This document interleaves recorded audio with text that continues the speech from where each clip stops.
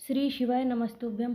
भव्य रुद्रास महोत्सव शिव महापुराण की कथा जो कि शिव और कुबेरेश्वर धाम में चल रही है। आज पंचम दिवस की कथा पूर्ण हो चुकी है। अगर आप किसी कारणवश कथा नहीं सुन पाए हो तो इस छोटे से वीडियो में कथा की महत्वपूर्ण जानकारी, उपयोगी पत्र आपको जानने को मिल जाएंगे। और गुरु जी ने जो भी आज अच्छे अच्छे उपाय शेयर किए वह भी आपको सारे कुछ इस वीडियो में पता चल जाएंगे। तो चलिए चलते हैं कथा की तरफ। आज की कथा कुछ इस प्रकार से शुरू हुई कि गुरु जी ने कहा, कुछ लोगों के मन में प्रश्न आता है कि पहले भी हम भगवान की पूजन अर्चन करते थे, भक्ति करते थे, लेकिन उसका फल प्राप्त नहीं होता था, लेकिन अब इतनी जल्दी क्यों हो जाता है। फिर गुरु जी ने कहा कि हर मनुष्य के अंदर शुगर होती है, लेकिन थोड़ी सी भी शुगर ऊपर होती है तो डॉक्टर बता देता है कि अब तुम्हारी शुगर कंट्रोल में नहीं है, इसको कंट्रोल में करो। उसी तरह से पहले हम लोगों को ज्ञात नहीं था कि गणेश जी का स्थान कौन सा है, अशोक सुंदरी का स्थान कौन सा, माता पार्वती का स्थान कौन सा, अब हमको ज्ञात हो गया है। और जब अब हम भक्ति करते हैं तो हमको भरोसा होता है, हमको दृढ़ विश्वास होता है कि हम यहाँ स्पर्श कर रहे हैं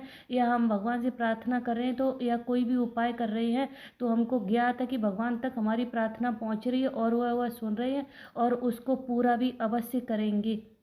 इसलिए भगवान हमारी जल्दी सुन लेते हैं। फिर गुरु जी ने कहा कि हमारा पूरा परिवार, अगर अगर हम कहते हैं कि बेल वृक्ष, हमारा तो पूरा परिवार भरा पूरा है, हम बेल वृक्ष क्यों लगाएं।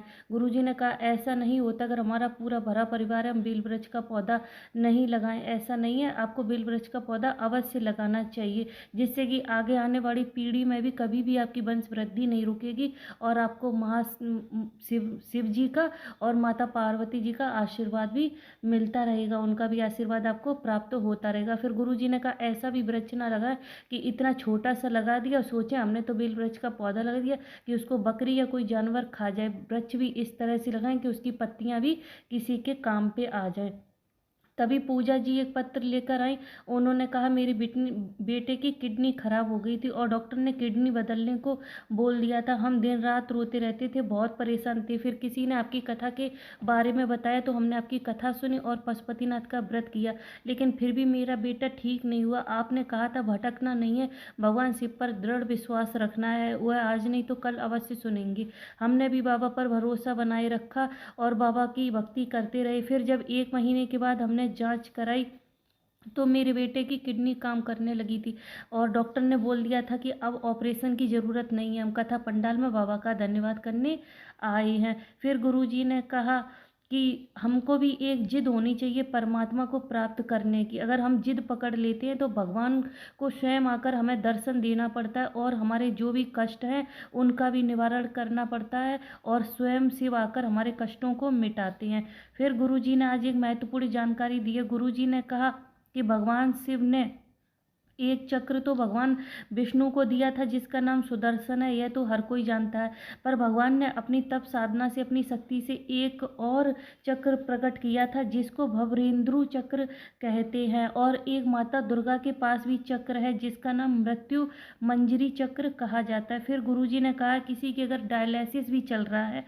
वह भयंकर बीमारी से जूझ रहा है या उसको किसी भी प्रकार की बीमारी है, अगर उसकी तबीयत ठीक नहीं रहती है तो भी अगर आप भवरेंद्रु चक्र का स्मरण करके शिव जी पे जल चढ़ाते हैं तो भी उसको आराम लगता है। फिर गुरुजी ने कहा अगर किसी का व्यवसाय अच्छा नहीं चल रहा है, उसका काम धंधा अच्छा नहीं चल रहा है, तो भी अगर वह एक बेलपत्र लेके, एक यज्ञोपवीत लेकर और एक सफ़ेद पुष्प लेके और अपने व्यवसाय वाले स्थान पर घुमाकर अगर शिव जी को समर्पित कर देता है और उसमें आपको नाम क्या लेना है, आपको नाम लेना है आदेश महादेव का नाम लेकर अगर कोई चढ़ा देता है तो भी उसका व्यापार कभी भी पीछे नहीं आता, आगे बढ़ता रहता है। बस आपको एक बेलपत्र लेनी है, एक यज्ञोपवीत लेना, एक सफ़ेद पुष्प और अपने व्यापार वाले स्थान पर आदेश महादेव का नाम लेकर घुमा देना है और वह जाकर शिव जी पे समर्पित कर देना। इससे भी आपका व्यवसाय कभी भी पीछे नहीं आएगा। उसके बाद गुरुजी ने एक और उपाय बताया। गुरुजी ने कहा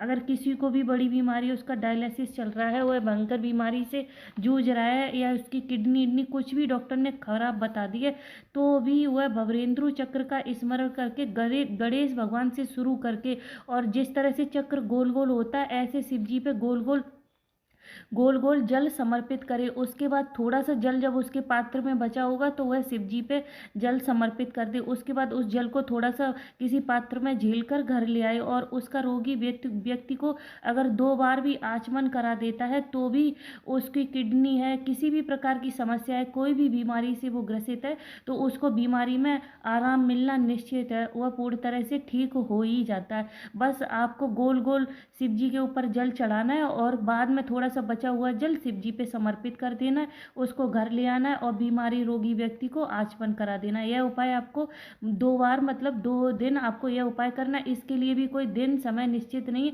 आपको जब भी इच्छा हो, जब भी आपको लगे कि हमें करना है तब आप कर सकती हैं। और यह जो बेलपत्र वाला उपाय यह भी आप किसी दिन किसी भी समय कर सकते हैं। इसी के साथ साथ आज की कथा विश्राम हो गई है। शिव पर 1 लोटा जल समर्पित अवश्य करते रहिए। कोई भी भूल चूक कोई कहने में तो उसके लिए क्षमा चाहते हैं। कुछ भी समझ में ना आया हो तो आप कमेंट करके पूछ सकते हैं। मिलते हैं कल नई कथा में 6वें दिवस की। तब तक श्री शिवाय नमस्तुभ्यम। हर हर महादेव।